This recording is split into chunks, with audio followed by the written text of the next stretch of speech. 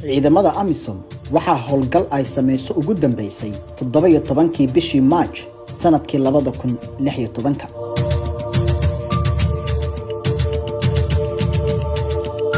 taliska AMISOM oo April 2016 shir ku qabtay xeerada xalane ee magaalada Muqdisho ayaa waxaa lagu go'aamiyay in gabi ahaan la hakiyo howlgallada ay ciidamadooda ka wadaan gudaha Soomaaliya. 22kii bishii April sanadkan 2020 waxa uu taliska soo saaray amar ku wajahnaa saraakiisha kaasoo ahaa in loo diyaar garoobo qorshaha ciidamadooda looga saari lahaa difaacyada min gobol ilaa caasimadda. 13kii bishii June sanadkii 2016 dawladda oo dhibsanaysa dhagaraha isxigxigay ee ciidamada AMISOM ayaa ku dhawaaqday in la tayeen doono ciidamada dawladda federaalka Soomaaliya si meesha looga saaro isku halaynta ciidamada AMISOM. 12kii bishii August sanadkii 2017 taliska ciidamada AMISOM oo ka duulaysa go'aanada ay dawladda federaalka uga maarmayso ayaa 4 booyad oo shidaal ah ku wareejisay Al-Shabaab qaab ah in dagaal looga qaatay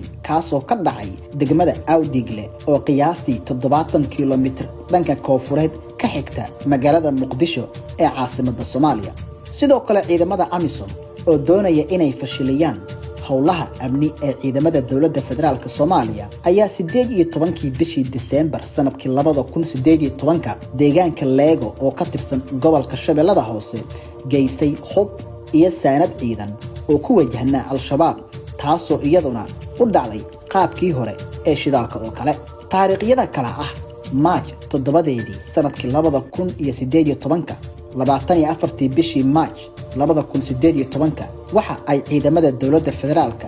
gacanta ku dhigeen hub shidaal iyo agab ciidan oo AMISOM ay u waday Al-Shabaab kadib markii lagu howlgalay macluumaad laga helay xubno ka tirsanaa sirdoonka qaranka.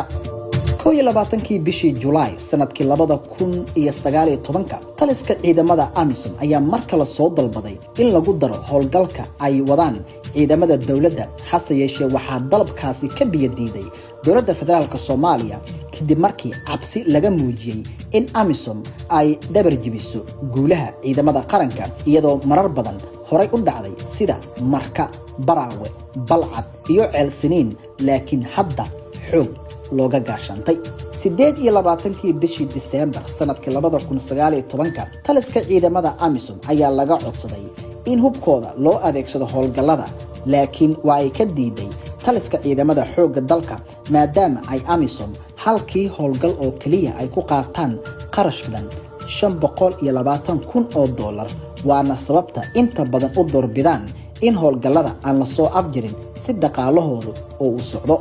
11kii bishii April sanadkan 2020 dawladda federaalka ayaa go'aamisay in la xadido dhammaan socdaallada ciidamada iyo gaadiidka AMISOM si bulshada Soomaaliyeed loo tuso in amniga uu ku jiro gacanta qaranka oo ah kuwa kaliya ee maanta fuliya howlgal kasta iyadoo AMISOM ka barbar dagaalamayn awood buuxdana u yeeshay inay goob kasta gaaraan